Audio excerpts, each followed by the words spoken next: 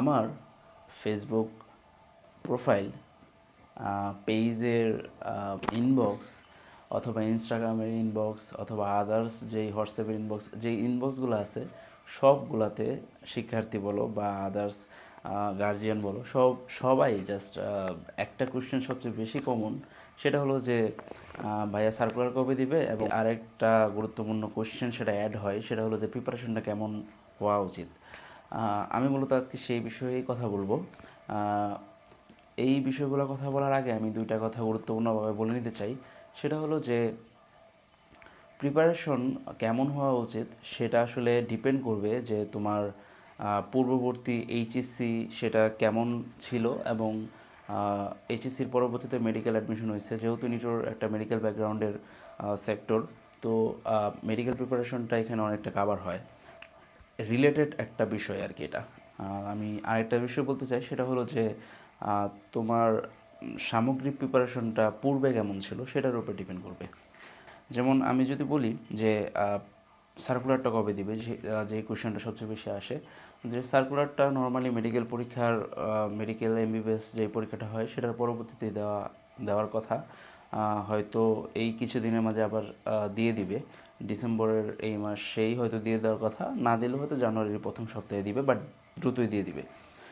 ভর্তি পরীক্ষাটা হওয়ার সম্ভাবনা ম্যাক্সিমাম মনে হয় যে ঈদের পরেই হওয়ার সম্ভাবনা সবচেয়ে বেশি। এখন দ্বিতীয় যে কোশ্চেনটা আসি, যেটা বেশি কোশ্চেন, সেটা হলো যে প্রিপারেশনটা কীভাবে নিব, এবং আমরা যারা আছি তারা কীভাবে প্রিপারেশন নিছিলাম, সেই নেওয়ার পরে কীভাবে চান্স পেলাম, বা আদার্স অ্যাক্টিভিটিস যেগুলো এগুলো। আমরা যদি আমাদের সময়ের কথা বলি, 2019-20 সেশন, সেই সময়ে আসলে আমাদের নিটোর অ্যাডমিশন কেয়ার যেটা সেটা ছিল না, এবং আদার্স কোনো ক্লাস বা এক্সাম ব্যাচ বা আদার্স কোশ্চেন ব্যাংক সলভিং কোনো কিছু এরকম ছিল না। এবং নিটোরে মনে হয় যে আমরাই প্রথম সম্ভবত এক্সাম ব্যাচ এবং ক্লাস সেগুলা অ্যানাউন্সমেন্ট করে লঞ্চ করেছি, এবং সাফল্যের সাথে 2023-24 এবং এই বছর 2025 আমরা এটা পরিচালনা করতেছি। তো বুঝতেই পারতেছো যে আমি কি বলতে চাচ্ছি, সেটা হলো যে আমাদের সময়ে এতটা মানে ইজি ছিল না বিষয়গুলো। যেমন আমি ফেসবুকের মারফতে একটা কোশ্চেন ব্যাংক, বা কোশ্চেন ব্যাংক বলা চলে না, ওটা ওটা আসলে প্রিন্টেড একটা গাইড বলা চলে আর কি। তো ওই সময় ওই গাইডটা ছিল, ওইটা আমি কিনছিলাম ফোন কলের মাধ্যমে অর্ডার দিয়ে, এবং ওইটা আমার অনেক হ্যাসেল হয়েছিল আর কি। মূলত আপনার বলা চলে যে রেটিনার যেই মোটা ডাইজেস্টগুলো অথবা জয়গুলির যে মোটা ডাইজেস্ট সেগুলো থেকে কপি করে নিয়ে আসে, এবং আদার্স কিছু কোশ্চেন ছিল, যে কোশ্চেনগুলো ছিল মূলত আপনার উত্তরে অনেক প্রচণ্ড রকমের ভুল ছিল। এবং আমার মনে আছে যে আমি যে সময় বইটা আসলো নিয়ে এসে বিছানায় বসলাম, এবং আমার খুব আগ্রহ নিয়ে বইটা খুলছিলাম, বাট খোলার পরে দেখি মাঝখানে অনেক পেজ নাই, অনেকগুলা পেজ আপনার ব্ল্যাঙ্ক, মানে একদম সাদা। তারপরে হলো কোশ্চেনগুলো যখন সলভ করা শুরু করলাম, তখন দেখলাম যে কোশ্চেনের ম্যাক্সিমাম উত্তর ভুল আসলে, এবং কোনো রকম ব্যাখ্যা এক্সপ্লেনেশন এরকম কোনো কিছুই ছিল না। খুবই টাফ একটা অবস্থা ছিল, এবং আমার মাথায় কোনো কিছু ক্যাচ করতেছিল না যে এটার প্রিপারেশন কীভাবে নিব, বা আদার্স কোনো কিছু, বা নিটোরের বিপিটি প্রিপারেশনটা আমি কীভাবে শুরু করব পড়াশোনা। দেন আমি ওই বইটা আর ফলো করি নাই, কারণ হলো যে ওই বইয়ে আমার কোনো হেল্প হয় নাই আসলে, এটা অযথা কেনা ছিল আর কি। যাই হোক, সেটা একটা ভিন্ন বিষয়। প্রিপারেশনের বিষয়ে যদি বলি, সেটা হলো যে ওই বইটা আমাকে কোনো হেল্প করে নাই।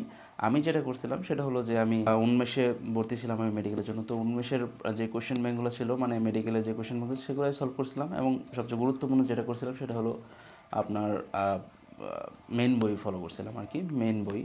তো ওই সময় আবার অনুশীলনী থেকে এমন পড়তে এরকম ছিল না আর কি আমাদের সময়। এখন যেরকম অনুশীলনী থেকে হুবহু তুলে দেয়, আমাদের সময় এরকম খুবই কম ছিল। তো অনুশীলনী আমরা খুব একটা পড়ি নেই, মানে আমি পড়িনি আর কি। তো ওই সময় দেখা যায় যে আমার মূল প্রিপারেশন ছিল এটাই, যে আমি কোয়েশ্চেন সলভ করতাম, ম্যাক্সিমাম মডেল টেস্ট দিতাম, এবং আপনার মেন বই যে দাগানো লাইনগুলো আছে সেগুলোই পড়তাম। এটা হলো আমার এক্সপিরিয়েন্স। আমি ওই সময় আমাদের এই নিটোর অ্যাডমিশন কি আরও ছিল না, আদার্স এক্সাম ব্যাচ বা টার্গেট নিটোর ব্যাচ যেগুলো আমরা লঞ্চ করেছি সেগুলো কোনো কিছুই ছিল না। আচ্ছা, এখন আসি যে বর্তমান সিচুয়েশন, সেটা তো আমি যে যখন নিচ্ছি তখন তো এটা 5 বছর আগের কথা। এখন আসি যে বর্তমান যে সিচুয়েশন, সেটার অনুযায়ী আপনার প্রিপারেশনটা কেমন হওয়া উচিত। আমাদের সময় কম্পিটিশন ছিল, এবং কোশ্চেন খুবই হার্ড হয়েছে। কোশ্চেন অনেক বেশি হার্ড হয়েছিল ওই সময় 2019-20 সেশনের। আপনারা আমাদের যে ডিটক্স কোশ্চেন ব্যাংক আছে সেটা যদি কেউ কখনো ক্রয় করেন তখন 19-20 সেশনের কোশ্চেনটা দেখবেন, এবং সেটার রেজাল্ট আমি বলি, আমাদের সময় রেজাল্ট হচ্ছে যে ফার্স্ট হয়েছিল সে 162 পাইছিল সম্ভবত, ফার্স্ট হয়েছিল। মানে কোশ্চেন এমনই কঠিন ছিল, এবং আমার মনে আছে আমি 150.75 মনে হয় পাইছিলাম সেই সময়ে। আচ্ছা, এখন আসি বর্তমান সিচুয়েশন। ওই 2019-20 সেশনের পর থেকে কোশ্চেনগুলো ইজি হওয়া শুরু করছে এবং কাটমার্ক অনেক বেশি বাড়া শুরু করেছে, এবং মনে হয় পরের বছরই বছর 80-র কাছাকাছি বা 85 এরকম কাছাকাছি ফার্স্ট হয়েছিল সম্ভবত। কাটমার্কও এরকমই ছিল, 70 এরকম কাছাকাছি কাটমার্ক ছিল। তো আমি যেটা বলতে চাচ্ছি সেটা হলো যে আস্তে আস্তে এটা বাড়তে শুরু করছে আর কি, যে আপনার কাটমার্ক যেটা যেটা বাড়া শুরু করেছে, যে ফার্স্ট হচ্ছে তার মার্ক বাড়া শুরু করেছে এরকম। তো এখনের সিচুয়েশনে যেটা হলো সেটা হলো যে আপনার মূল কাজ যেটা, সেটা মেইন বই যেটা আছে সেটার দাগানো প্রত্যেকটা লাইন আপনার পড়তে হবে। কারণ হলো আমাদের যেই নিটোরের যে কোশ্চেনগুলো আছে সেটা এমবিবিএসরাই করে। তো যারা এমবিবিএস ডাক্তার বা সার্জন, তারা যখন কোশ্চেনটা করে তখন তাদের মাথায় এটাই থাকে যে এটা একটা মেডিকেল সেক্টর, তো মেডিকেলের কোশ্চেন মেডিকেলের মতো হবে। তো তারাও ওই ধাঁচেই কোশ্চেনটা করে যে এমবিবিএসরা যেভাবে পরীক্ষা দিয়ে আসে, যে এমবিবিএস এবং ডেন্টালে যে আপনারা যে রিসেন্টলি যে মেডিকেলের পরীক্ষাটা দিলেন সেটার মতোই আমাদের কোশ্চেনগুলো বিভিন্ন ডাক্তাররা করে থাকেন। তো আমার মূল সাজেশন এটাই থাকবে যে প্রথমে মেন বুকটা ফলো করার জন্য, এবং মেন বইয়ের যে দাগালো লাইনগুলো আছে সেগুলো ফলো করবেন, বারবার পড়বেন, রিডিং পড়বেন, এগুলো মুখস্থর মতো করতে হবে আপনার। তারপরে যে কাজটা হলো সেটা হলো অনুশীলনী সলভ করা। রিসেন্টলি গত 4-5 বছরে আমরা দেখতেছি যে অনুশীলনী থেকে হুবহু ম্যাথ তুলে দিচ্ছে, অথবা বিভিন্ন কোশ্চেন তুলে দিচ্ছে, অথবা পরাক্রমে ভিতর থেকেই দিচ্ছে বাট অনুশীলনের সাথে মিলে যাচ্ছে। তো এই জিনিসগুলো আপনাদের ফলো করতে হবে। এই দুইটা বেসিক জিনিস প্রথমে আপনার করতেই হবে, মাস্ট বি, যে মেন বইয়ে দাগানো লাইন পড়তে হবে আর হলো আপনার অনুশীলনী সলভ করতে হবে। এবার আসি যে এরপরে কী করবেন। এরপরের যে মেন কাজটা হলো সেটা হলো যে মডেল টেস্ট দেওয়া, বেশি বেশি এক্সাম দেওয়া। যেহেতু নিটোরের ভর্তি পরীক্ষা মার্চের দিকে বা ঈদের পরে বলা চলে, তার মানে একটা হিউজ একটা টাইম আপনারা এখানে পাবেন। তো ম্যাক্সিমামই ট্রাই করবেন যে এক্সাম বেশি বেশি বেশি করে দেওয়া। পরীক্ষা যত দিবেন তত আপনার ফল্টগুলো বের হয়ে আসবে। একটা যদি আমি কথা বলি সেটা হলো যে একটা ধরেন যে 2024-24-এর যে কোশ্চেনটা আছে আমাদের নিটোরের ডিটক্সে পাবেন, তো ওই 24-এর যে কোশ্চেনটা আছে সেটা নিয়ে আপনি বসলেন, 1 ঘন্টার একটা পরীক্ষা। তো 24 সালের যে কোশ্চেনটা আছে সেটাই আপনি কত মার্ক পাইলেন সেটা দিয়ে আপনার একটা ধারণা আসবে যে আপনি কোন জিনিসগুলো ভুল করতেছেন। যেগুলো ভুল করতেছেন সেই টপিকটা বইয়ে বের করবেন, ব্যাখ্যাটা, তো যে কেন আপনি ভুল করতেছেন। ওই পেজ যে যে যে এমসিকিউটা আপনি ভুল করলেন ওই পেজটা আপনি ফুল পড়বেন আবার, কারণ ওইখানে যেহেতু ভুল করছেন তার মানে আপনার ওই পেজটা ভালো করে পড়া হয়নি, এখন আপনার আবার ভালো করে পড়তে হবে ওই পেজটা। তো ওই পেজটা আবার পড়বেন, সেম জিনিস প্রত্যেক দিন একটা করে মডেল টেস্ট বা পরীক্ষা দিবেন, দেন হলো যা যা ভুল হবে সেগুলো আবার বাসায় এসে আয়ত্ত করবেন অথবা বাসায় বসে আয়ত্ত করবেন এগুলা। এখন আপনারা কোশ্চেন করতে পারেন যে কোশ্চেনগুলো আপনি সলভ করবেন কীভাবে। হ্যাঁ, এটা একটা ভালো কথা। আমাদের আদার্স কোনো উদ্ভাস উন্মেষ বা রেটিনা ওইখানে আমাদের কোনো কোর্স নাই, শুধুমাত্র আমরাই পরিচালনা করি এগুলা। তো আমাদের যে এক্সাম ব্যাচ আছে সেখানেও ট্রাই করতে পারেন, অথবা বাজারে যে মডেল টেস্ট পাওয়া যায়, যেমন একটা আমাদের সময় বা এখনও আছে মনে হয় দি একজন নামে একটা মডেল টেস্ট মেডিকেলের জন্য, তো ওইটাও সলভ করতে পারেন। তবে সবচেয়ে বেস্ট হবে যে আমাদের ডিটক্স কোশ্চেন ব্যাংকটা আপনার সলভ করা। ওইখানে লাস্টের দিকে মডেল টেস্ট আছে, সেগুলো কিউআর কোড স্ক্যানার দিয়ে পরীক্ষা দিতে পারেন, অথবা অথবা না ম্যান্ডেটরি যেটা হলো যে কোশ্চেন ব্যাংক আপনার পড়তেই হবে, এটা ম্যান্ডেটরি। অথবা সেকেন্ড যেটা অপশন আছে যে আমাদের নিজের এলিট এক্সাম ব্যাচ লঞ্চ হয়েছে কিছুদিনের আগেই, তো ওইখানে আপনারা ভর্তি হতে পারেন, এনরোল করতে পারেন, এটা একটা বিষয়। আচ্ছা, তার মানে আমি দুইটা জিনিস অলরেডি সলভ করলাম, সেটা হলো যে মেন বই অনুশীলনী এবং এক্সাম ব্যাচ আর ডিটক্স। এখন কথা হলো যে কোন সাবজেক্টগুলো আপনারা কীভাবে পড়া উচিত। যে বায়োলজির যে বিষয়টা আছে সেটা হলো যে মেডিকেল অ্যাসপিরেন্ট যারা, তারা তো অলরেডি বায়োলজিতে ভালোই থাকার কথা আমার জানা মতে। তো যারা মেডিকেল অ্যাসপিরেন্ট আছেন তারা বায়োলজির আবার যে বই রিডিং করবেন, এবং আপনাদের গেথাতে একটা জিনিস বলে দিই, সেটা হলো যে আমাদের বোটানি থেকে ভালোই কোশ্চেন আসে, এবং জুওলজি থেকেও কোশ্চেন আসে, এবং শারীরিক যেই চ্যাপ্টারগুলো আছে যেহেতু আমাদের ব্যাচেলর অফ ফিজিওথেরাপি এবং ফুল বডি নিয়ে আমাদের কোর্সটা এবং ট্রিটমেন্ট প্রসিডিউর। তো ওই হিসাবে আপনাদের অধ্যায় 7 যেটা লেটারে এই কঙ্কালতন্ত্র যেটা আছে ওইটা কোশ্চেন আসে, প্রায়ই আসে বলতে প্রতি বছরই 1-2টা কোশ্চেন এখান থেকে আসে। তো ওই চ্যাপ্টারটা ভালো করে পড়বেন। এরকম স্পেসিফিক কিছু আলাদা আলাদা কোশ্চেন আছে যেগুলো আপনাদের ম্যাক্সিমামে আসে, যেগুলো ডিটক্স কোশ্চেন ব্যাংকে আমরা অ্যানালাইসিস পার্টে দিয়ে দিয়েছি।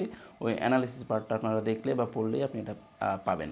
আচ্ছা, এখন আসি যে কথাটা ছিলাম আর কি, যে কীভাবে প্রিপারেশন বায়োলজি এগুলোতে নেবেন। তো বায়োলজির কথা তো বললাম যে আপনার ম্যাক্সিমাম রিডিং পড়তে হবে, এটা কোনো কিছু করার নেই, আপনার দাঁড়ানো লাইন পড়তে হবে।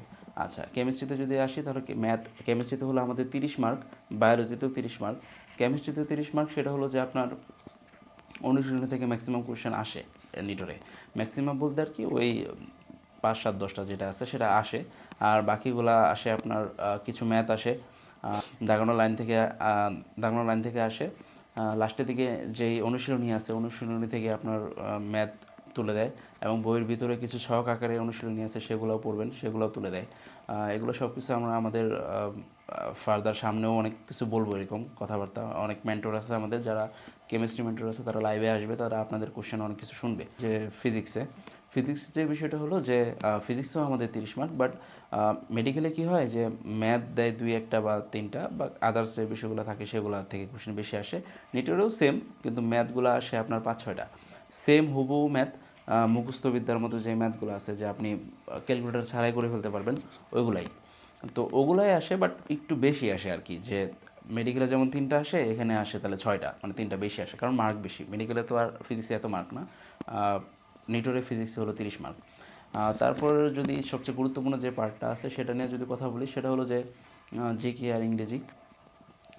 জিকে যেটা আছে সেটা এত বেশি বদার হওয়ার কোনো মানে নাই, ইংরেজিতেও সেম।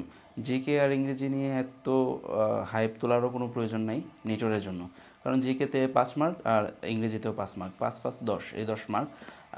কিছু গুরুত্বপূর্ণ টপিক আছে, সেই গুরুত্বপূর্ণ টপিকগুলো থেকে আপনারা জিকে আর ইংরেজিগুলো যদি পড়েন, তাহলে আমার মনে হয় যে আপনাদের এটা কাভার হয়ে যাবে। যেমন আমি যদি রিসেন্ট কিছু ঘটনা বলি, সেইগুলো থেকে কোশ্চেন আসতে পারে লাস্টের দিকে, বা এক্সাম বেসে যারা ভর্তি হবে তাদের জন্য জিকে একটা স্পেশাল ক্লাস আমরা সবসময় রাখি।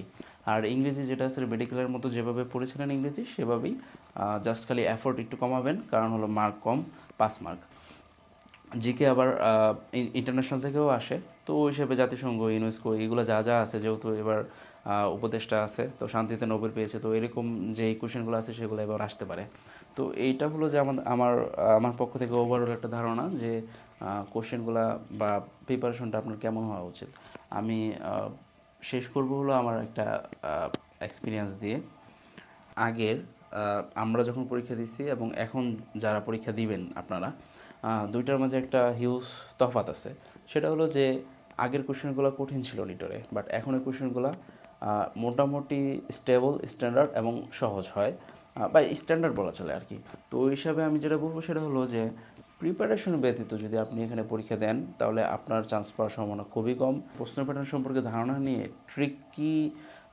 ট্রিকি টেকনিক ইউজ করে তারা এই নিটরে চান্স পাওয়ার সম্ভাবনা খুবই বেশি। এবং আমরা বারবার একটা কথা বলি যে যারা আমাদের কোশ্চেন ব্যাংক যেটা আছে সেটা সলভ করবে, এবং ওইটার যে অ্যানালাইসিস পার্ট আছে, অ্যানালাইসিস পার্ট ধরে ধরে যদি কোশ্চেন ব্যাংকটা সলভ করে এবং মূল বইয়ের ভিতরে প্রবেশ করে ওই ব্যাখ্যা বা কেন এই কোশ্চেনটা আসছে বা ইম্পর্টেন্ট কিনা, কতটুকু ইম্পর্টেন্ট ফিউচারে আসার জন্য, এই অ্যানালাইসিসগুলো যদি কন্টিনিউ করে পড়াশোনা করে, আমার মনে হয় যে নিটোরে সিট কম হওয়ার পরেও এখানে চান্স পাওয়া সম্ভব। এবং আপনাদের সকলের জন্য আমার খুবই দোয়া থাকবে যে আপনারা সবাই ভালোভাবে প্রিপারেশন নিয়ে পরীক্ষা দেবেন।